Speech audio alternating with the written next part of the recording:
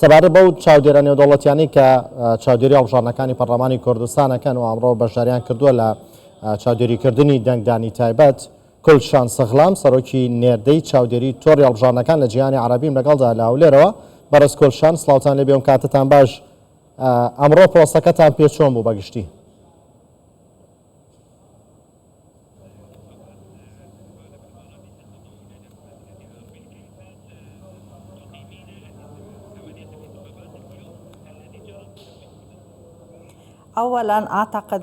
بەر لە هەموو شتێک من پێم وایە ئەمڕۆ ڕۆژێکی دیموکراتی بوو بە پلەیەک لە هەرێمی کوردستان، هەڵبژاردنێکی زۆر باش و دەبێتە هۆی ئەوەی کە ڕەگ و ڕیشەی دیموکراتی زیاتر دابکوترێت. ئەمە مافێکی سەرەتایی گەلی کوردە لە هەرێمی کوردستان بەم شێوازە دیموکراسیە بەڕێوە بچێت. هیواخوازیشین ئەنجامەکان لە ئاست داواکاری خەڵک دابن بەگەڕانەوە بۆ چاودێری نێودەوڵەتی. من پێم وایە ئێمە لەو چاودێری کە کردومانەوە ئەوەی کە لەسەر هەڵبژاردنەکان بووین لەسەر ئاستی نێوخۆی و نێودەوڵەتی، پێمان وایە بەگشتی پێودانگە نێودەوڵەتیەکان لە هەڵبژاردن جێبەجێکران.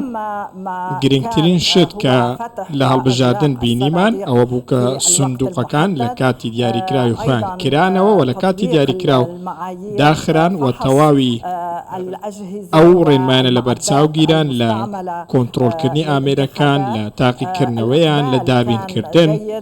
بە هەمان شێوە ڕێژێ بەشداریکردن زۆر بەرز بووە و بە گوێرەی و ئامارانەی کە بەردەستن ١٩٧ دەنگدەران بەشداریان لە دەنگدان کردووە.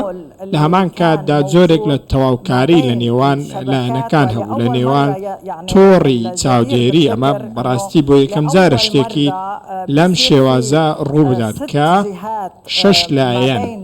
شەش لایەنی نێودەوڵەتی هەرێمی و نێوخۆیی وەکو تۆڕێک، وەکو هاوپەیمانی و ڕێکخرا و بێکۆ کۆبوونەوە چاودێری هەڵبژاردنەکانیان کرد. واتە نەک بۆ ئەوەی کە کێبڕکێ لە نێوانیاندا هەبێت، بەڵکو ڕێکەوتنێک هەبوو، یەک ئاراستە هەبوو بۆ هەر شەشیان و تەواوکاریەکی دیکەش هەبوو. تەواوکاریەکە لە نێوان کۆمیسیۆنی باڵای سەربەخۆ هەڵبژاردنەکانی عێراق لە هەرێمی کوردستان و لە بەشەکانی دیکە لە حکوومەتی فیدراڵی. تەواوکاریەکی دیکەش هەبوو لەگەڵ هەماهەنگی هەبوو لەگەڵ لایەن نێودەوڵەتیەکان وەکو لەگەڵ نەتەوە یەکگرتوەکان، لەگەڵ لێچێتی ئەوروپا. کاتە بەگشتی کەشێکی نوێ هەبوو، کەشێکی زۆر باشە بوون. پێم وایە هەڵبژاردنی هەرێمی کوردستان ببێتە نمونەیەک و ئەمڕۆژ بەڕاستی تاقیکردنەوە بوو بۆ ئێمە وەکو چاودێر و چاودێریش بوو بەڕاستی تاقیکردنەوەش بۆ کۆمیسیۆنی باڵای هەڵبژاردنەکان کە بۆ خۆی چاودێری پرۆسەکەی دەکرد.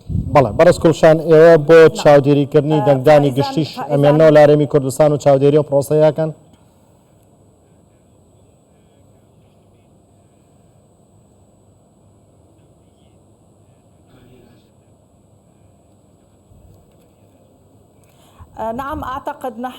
پێم وایە ئێمە کارێکی سەرکەوتوانەمان کردووە و لە چوارچەوەی چاودێری ئێمە نزیکەی 600 چاودێری نێودەوڵەتیمان هەبوو کە کاریان دەکرد، نێوخۆیشیان لەگەڵدا بوو. بەسەر چوار پارێزگادا بەش کرابوون لە تەواوی بنکە و وێزگەکان هەوڵماندا دایان بپۆشین و کۆنتترۆلیان بکەن. ئەو سەرپێچانەی تۆمارمان کردوون بەڕاستی شتی سادە و ساکارن و دەربڕی هەڵسوکەوتی تاکە کەسین. بەڵام ئێمە وەکو سەرپێچی بۆ کێشەیەکی ڕاستەقینە کە پێویستی بە دەستوەردام شتێکی لەو جۆرەمان نەبینی و ئێمە راپۆرتێک ئامادە دەکەین، راپۆرتەکەش بەرز دەکەینەوە بۆ کۆمیسیۆنی باڵای هەڵبژاردنەکان.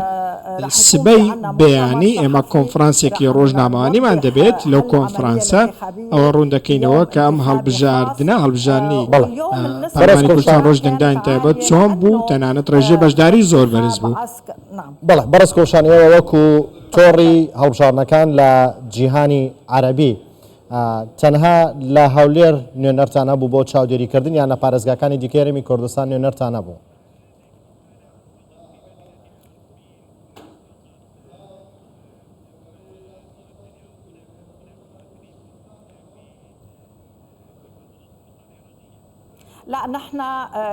ئێمە وەکو هاوپەیمانی تۆڕ و ڕێکخراوەکانی چاودێریکردنی هەڵبژاردن لەسەرەوە ڕێککەوتین کە ئێمە بەیەکەوە دابەش ببین بەسەر تەواوی پارێزگاکان و بەسەر بنکەکان و لەگەڵ تەواوی نوێنەری و بریکار لایەنە سیاسیەکان کار بکەین. ئێمە لە 4 پارێزگا کارمان دەکرد لە زۆربەی بنکە و وێزگەکان وەکو پێشتر ئاماژەم پێکرد لەگەڵ چاودێرانی دیکە و لەگەڵ تۆڕەکان. بەڵێ بەڕێز گولشان سەخلام سەرۆکی نێردەی چاودێری تۆڕی هەڵبژاردنەکان لە جیهانی عەرەبی لەولێرە لەگەڵماندا بووی. زۆر سوپاس بۆ بەشداریەوە.